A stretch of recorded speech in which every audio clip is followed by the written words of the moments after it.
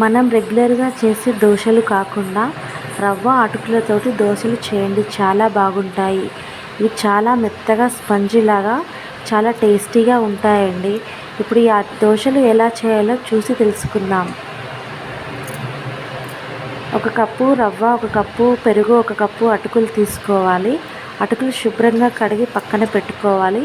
ఒక mixie jar తీసుకొని రవ్వ, అటుకులు, పెరుగు వేసి తగినన్ని నీళ్ళు పోసి దోశ బ్యాటర్ లాగా మిక్సీ పట్టుకోవాలి.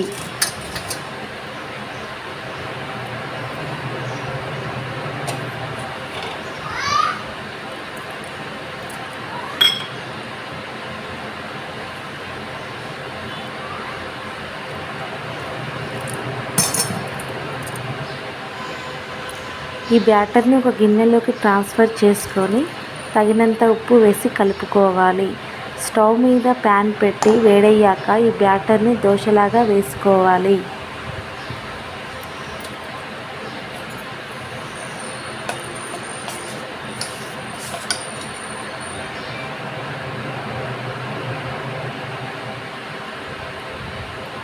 నా దగ్గర క్యారెట్ ఉంటే తురిమి వేసానండి. మీ దగ్గర ఉంటే వేయండి, లేకపోతే ఆప్షనల్.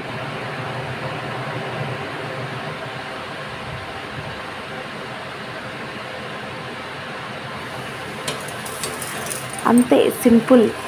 ఎంతో టేస్టీ అయిన అటుకుల రవ్వ దోశ రెడీ అయిందండి. మీరు కూడా ట్రై చేయండి, బాగుంటుంది.